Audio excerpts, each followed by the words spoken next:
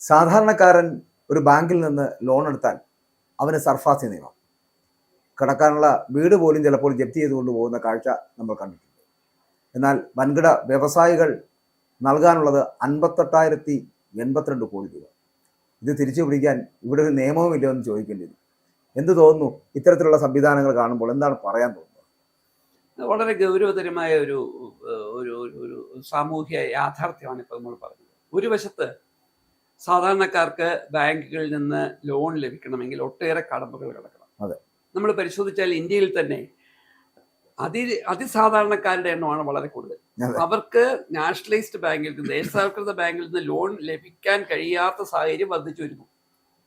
ബാങ്കുകളിൽ നമ്മൾ നടത്തുന്ന ഇടപാടുകൾക്ക് ഇപ്പോൾ വലിയ ഫീസാണ് ബാങ്ക് ഏർപ്പെടുത്തുന്നത്.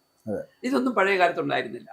സാധാരണക്കാർക്ക് പെട്ടെന്ന് ലോൺ ലഭിക്കണമെങ്കിൽ ഇപ്പോഴും സ്വകാര്യ ബാങ്കിങ് സംവിധാനത്തെ, ഇല്ലെങ്കിൽ നമ്മുടെ ഭാഷയിൽ പറഞ്ഞാൽ ബ്ലേഡ് കമ്പനികളുടെ അടുത്തേക്ക് പോകേണ്ടി വരുന്നു.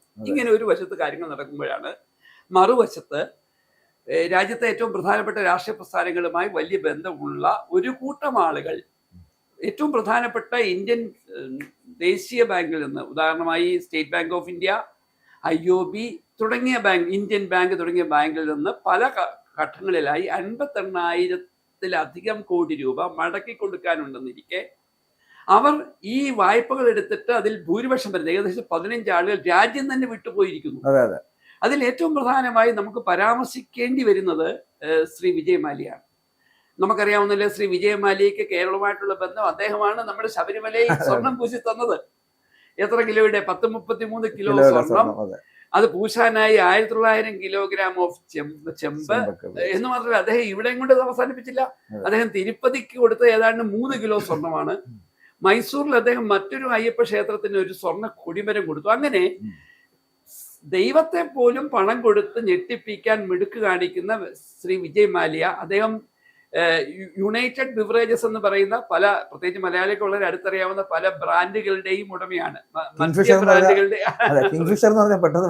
അതെ അതെ അതെ അതിന്റെ മാക്ഡൊണാൾഡ് തുടങ്ങിയ ബ്രാൻഡുകളുടെ ഉടമയെ അദ്ദേഹം രാജ്യത്തെ ബാങ്കിൽ നിന്ന് 9,000 കോടിയോളം രൂപ വായ്പ എടുക്കുകയും എന്ന് മാത്രമല്ല, അദ്ദേഹം 2 പ്രാവശ്യം രാജ്യസഭാ അംഗമായി തെരഞ്ഞെടുക്കപ്പെടുകയും ചെയ്ത ആളാണ്. ആദ്യം അദ്ദേഹത്തെ രാജ്യസഭാ അംഗമായി തെരഞ്ഞെടുക്കാൻ സഹായിച്ചത് സ്വതന്ത്രമായി മത്സരിച്ചെങ്കിലും കോൺഗ്രസ് ആണെങ്കിൽ, കർണാടകക്കാരനെ അദ്ദേഹത്തെ സഹായിച്ചത് കോൺഗ്രസ് ആണെങ്കിലും, 2ാമത്തെ റൗണ്ടിൽ അദ്ദേഹം BJPയുടെ പ്രതിനിധിയായിട്ടാണ് രാജ്യസഭാ അംഗമാകുന്നത്. അങ്ങനെയുള്ള ഒരാൾ ഒരു പ്രത്യേക സാഹചര്യത്തിൽ ഇന്ത്യയിൽ നിന്ന് ഇംഗ്ലണ്ടിലേക്ക് മുങ്ങുന്നു. നമ്മുടെ ഭാഷയിൽ പറഞ്ഞാൽ മുങ്ങുന്നു എന്ന് പറയാം. ഇതുവരെ അദ്ദേഹത്തിൽ നിന്ന് പണം തിരിച്ചു പിടിക്കാൻ കഴിഞ്ഞില്ല. അതൊരാൾ. മറ്റൊരാളാണ് നമ്മുടെ ക്രിക്കറ്റ് ലോകത്തെ അത്ഭുതങ്ങൾ തീർത്തു എന്ന് അവകാശപ്പെടുന്ന നീരജ് മോദി. അപ്പൊ ഇത്തരം 15 ആളുകൾ കൂടി രാജ്യത്തിന് ബാങ്കുകൾക്ക് തിരിച്ചടയ്ക്കാനുള്ളത് 58,082 കോടി രൂപയാണ്. അതിൽ ഇവർ ആകെ ഇതുവരെ പലപ്പോഴായി കൊടുത്തിട്ടുള്ളതോ ഇല്ലെങ്കിൽ ഇവരിൽ നിന്ന് ജപ്തി ചെയ്തിട്ടുള്ളതോ തുക 19,187 കോടി രൂപയാണ്. എന്ന് പറഞ്ഞാൽ 32,795 കോടി രൂപ. ഒരു പരമദരിദ്ര രാജ്യമെന്ന് പറയേണ്ടി വരുന്ന ഇന്ത്യ വലിയ, നമ്മൾ പറയുന്നില്ലേ, വലിയ വളർച്ചയൊക്കെ രേഖപ്പെടുത്തുമ്പോഴും ശരിയാണ്, ലോകത്തെ ഏറ്റവും പ്രധാനപ്പെട്ട സാമ്പത്തിക ശക്തിയായി ഇന്ത്യ വളർന്നുകൊണ്ടിരിക്കുമ്പോഴും ഓരോ ആളുകളുടെയും പ്രതിശീർഷ വരുമാനം എടുത്ത് പരിശോധിച്ചാൽ നമ്മുടെ അവസ്ഥ വളരെ പരിതാപകരമാണ്. ശ്രീലങ്കയിലെ ആളുകളുടെ പ്രതിശീർഷ വരുമാനത്തിന്റെ പകുതിയിൽ കുറവാണ് ഇന്ത്യക്കാരുടെ വരുമാനം. അപ്പോൾ രാജ്യത്ത് സാധാരണ ജനങ്ങൾക്ക് വായ്പ എടുക്കാൻ ഒട്ടേറെ കടമകളുണ്ടെന്നിരിക്കെ ഈ പറയുന്ന രാഷ്ട്രീയ പാർട്ടികളുടെ പ്രിയപ്പെട്ടവരായി മാറിയിട്ടുള്ള പ്രധാന ആളുകൾ വായ്പ എടുത്തു എന്ന് മാത്രമല്ല, അവർ രാജ്യം വിട്ടുപോയി സുഖലോലുപരായി യൂറോപ്യൻ രാജ്യങ്ങളിൽ താമസിക്കുന്ന ഗതികേട് നമ്മളെ വല്ലാതെ നാണിപ്പിക്കുന്നതാണ്. അല്ല, ഈ ഒരു സ്ഥിതിവിശേഷം നമ്മൾ ഉണ്ടാക്കിയല്ലോ.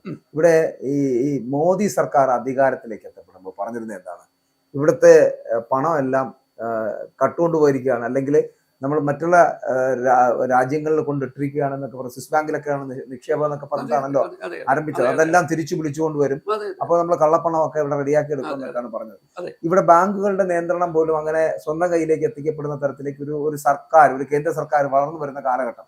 ഇപ്പോൾ പലതരത്തിലുള്ള നിയന്ത്രണങ്ങൾ എല്ലാ മേഖലകളിലും അവർ ഉണ്ടാക്കിയെടുത്തിട്ടുണ്ട് കഴിഞ്ഞ 12 വർഷത്തെ അവരുടെ ഭരണത്തിൽ കൊണ്ട്. അതായത് അവരിപ്പോൾ തന്നെ നമുക്കറിയാമല്ലോ, തെരഞ്ഞെടുപ്പ് കമ്മീഷനാണെങ്കിലും ഈ പറയുന്ന പോലെ എന്തിന് നമ്മളെ ഏറ്റവും കൂടുതൽ നീതിന്യായ സംവിധാനത്തിലേക്ക് ആകുമ്പോൾ നമ്മുടെ ബഹുമാനപ്പെട്ട സുപ്രീം കോടതികൾ അല്ലെങ്കിൽ കോടതികളെ പോലും ഇങ്ങനെ കൈകാര്യം ചെയ്യുന്ന തരത്തിലേക്ക്, അല്ലെങ്കിൽ അവിടുത്തെ ജഡ്ജിമാരെ പോലും സ്വന്തം പോക്കറ്റുകളിലേക്ക് കൈകാര്യം ചെയ്യുന്ന തരത്തിലേക്ക് ഒരു കേന്ദ്ര സർക്കാരും BJPയും RSS ഒക്കെ വളരുക എന്ന് പറയപ്പെടുന്നത് നാടിന് സത്യം പറഞ്ഞാൽ ശാപമാണ്, നാണക്കേടുമാണ്. പക്ഷെ അത്തരത്തിലേക്ക് എത്തപ്പെടുമ്പോഴാണ് 51,000 കോടി രൂപ പുറത്തു കിടക്കുന്നതും അത് നൽകാൻ കഴിയാത്ത വ്യവസായികളെ സംരക്ഷിക്കപ്പെടുന്ന തരത്തിലേക്ക് എത്തപ്പെടുന്നത്. അവിടെ ഈ സാധാരണക്കാരനെ രക്ഷിക്കുമെന്ന് പറയപ്പെടുന്ന പാർട്ടിക്ക് എന്തുകൊണ്ടാണ് ഈ പറയുന്ന വൻകിട വ്യവസായികളെ ഇങ്ങനെ താലോലിക്കാൻ കഴിയുന്നത്?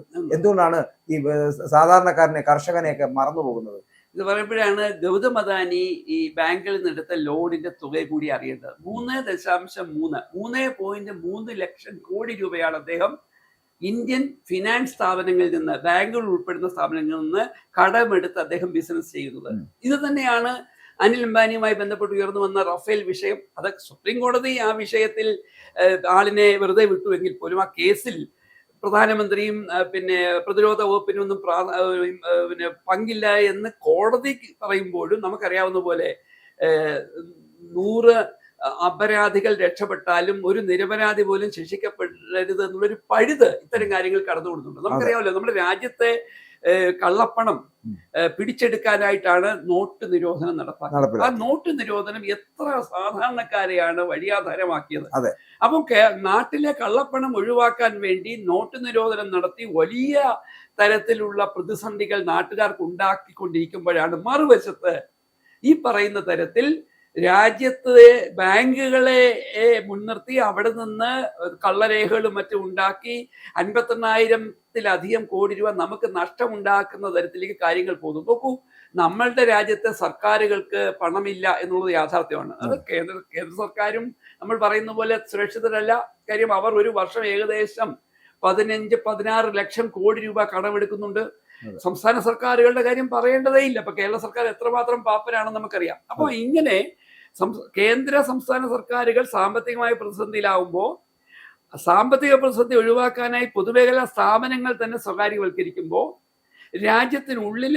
ഉള്ളിലും ഇന്ത്യക്കാരായി പുറത്തു നിൽക്കുന്ന പല ആളുകൾക്കും യഥേഷ്ടം പണം അപഹരിക്കാൻ അവസരമുണ്ടാക്കുന്ന തരത്തിലേക്ക് രാഷ്ട്രീയ പാർട്ടികൾ ഇവരുടെയൊക്കെ ചൊൽപ്പടിക്ക് നിൽക്കുന്നവരായി മാറിക്കഴിഞ്ഞിരിക്കുന്നു. നേരത്തെ ഇന്ത്യ ഭരിച്ചിരുന്ന കോൺഗ്രസുമായി ബന്ധപ്പെട്ടുള്ള ആരോപണങ്ങൾ നമുക്കറിയാമല്ലോ.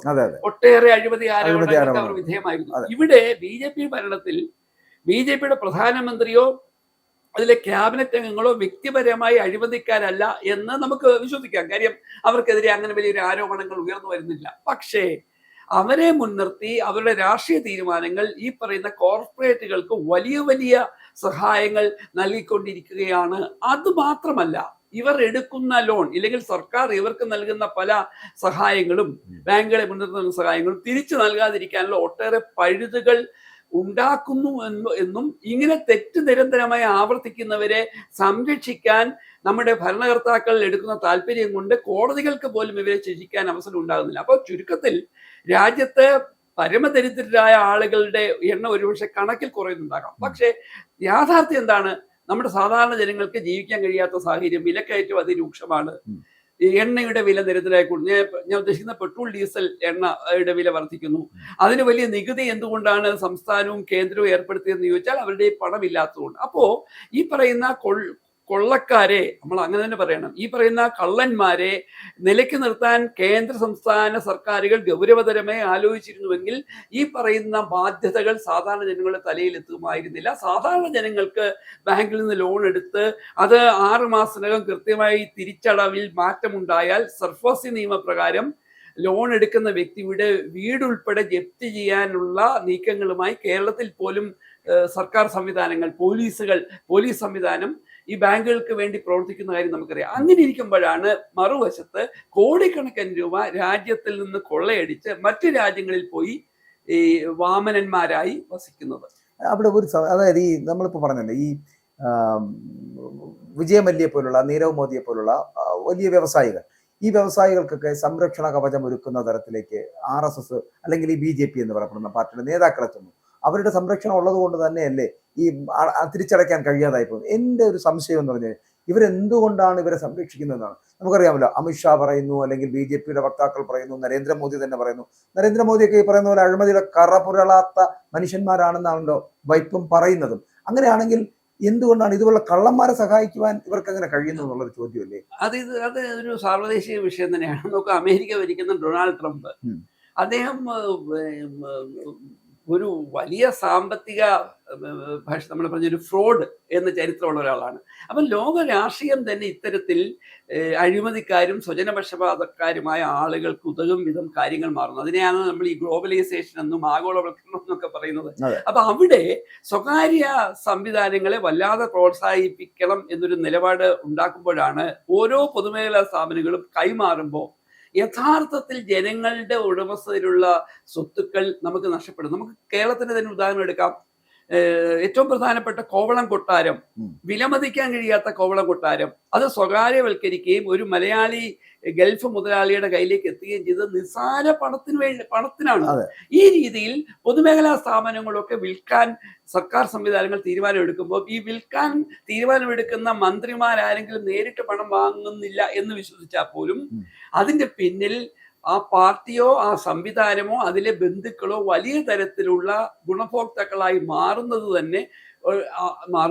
അതുകൊണ്ട് തന്നെയാണ് ഈ പറയുന്ന ആളുകളെ ഈ പറയുന്ന ഇംഗ്ലണ്ടിൽ നിന്നും മറ്റു രാജ്യങ്ങളിൽ നിന്നും മടക്കിക്കൊണ്ടുവരാൻ കർക്കശമായ നിർദ്ദേശങ്ങൾ കൊടുക്കാൻ സർക്കാർ പരാജയപ്പെടുന്നത്. സത്യത്തിൽ അങ്ങനെ കൊടുത്തിരുന്നെങ്കിൽ ഈ പറയുന്ന പോലെ ഈ 54,000 ഒക്കെ എഴുതിത്തുള്ള ഒരു കാലഘട്ടത്തിലേക്ക് എത്തുമെന്ന് തന്നെ നമ്മൾ വിശ്വസിക്കേണ്ടത്. എന്തായിരിക്കും ഇപ്പൊ ഞാൻ ആദ്യം തുടക്കത്തിൽ പറഞ്ഞ പോലെ ഈ സർഫാസി നിയമം ആകെ ബാധകമാകാൻ പോകുന്ന സാധാരണക്കാരല്ല. 1 ലക്ഷം രൂപ 2 ലക്ഷം രൂപയൊക്കെ വീട് വായ്പ എടുത്ത് വീട് പണിക്കോ അല്ലെങ്കിൽ കുട്ടികളുടെ കല്യാണത്തിനൊക്കെ വേണ്ടി മുടക്കുന്ന ചില സാധാരണക്കാരായ പാവങ്ങളുണ്ട്. അല്ലെങ്കിൽ കാർഷിക അഭിവൃദ്ധിക്ക് വേണ്ടിയിട്ട് കാർഷിക ആവശ്യത്തിന് വേണ്ടിയിട്ട് പണം എടുക്കുന്നവരുണ്ട്. ഇവരെയൊക്കെയാണ് ഇവിടെ ഉള്ളവർ ഈ ഓടിച്ചിട്ട് പിടിച്ച് ജപ്തി ചെയ്യപ്പെടുന്നതും ജപ്തി മൂലം കർഷകൻ ആത്മഹത്യ ചെയ്യുന്നതും നിത്യവാർത്തയായിട്ട് മാറുന്നത്. ഇതിനൊന്നും ഒരു ശാശ്വത പരിഹാരം ഉണ്ടാകുന്നില്ല. പരിഹാരം ഉണ്ടാക്കാൻ കഴിയും. ഇപ്പൊ നോക്കൂ, സ്വിസ് ബാങ്കിൽ ലോകത്തിൽ ഏറ്റവും കൂടുതൽ പണം സ്വിസ് ബാങ്കിൽ എത്തിയിട്ടുള്ള ആദ്യത്തെ 4-5 രാജ്യങ്ങളിൽ ഒന്നാണ് ഇന്ത്യ. അതിന്റെ കണക്കൊക്കെ കേട്ട ഞെട്ടും. 100 ലക്ഷം കോടി രൂപയോളം സ്വിസ് പോലെയുള്ള നിരവധി ബാങ്കുകളിൽ ഇന്ത്യയിലെ ബ്യൂറോക്രാറ്റുകൾ, രാഷ്ട്രീയ നേതാക്കന്മാർ ഒക്കെ പണം നിക്ഷേപിച്ചതായി പല രേഖകളും പുറത്തുണ്ട്. മലയാളികൾക്ക് പോലും അവിടെ നിക്ഷേപങ്ങളുണ്ട്. ആ പണം സർക്കാരിന് ഇച്ഛാശക്തി ഉണ്ടെങ്കിൽ ഇന്ത്യയിലേക്ക് മടക്കി കൊണ്ടുവരാവുന്നേ ഉള്ളൂ. പക്ഷെ അവിടെയാണ് രാഷ്ട്രീയ പ്രസ്ഥാനങ്ങൾ ഒന്നില്ലാതെ ഒരു സംശയമാണ് സാർ. അതായത് നമ്മൾ ഇവിടെ ആദ്യമായിട്ട് 2014 BJP സർക്കാർ അധികാരത്തിലെത്തുമ്പോൾ ഒരു വാഗ്ദാനം നൽകിയിട്ടുണ്ടായിരുന്നു 15 ലക്ഷം രൂപ വീതം എന്നുള്ളത്.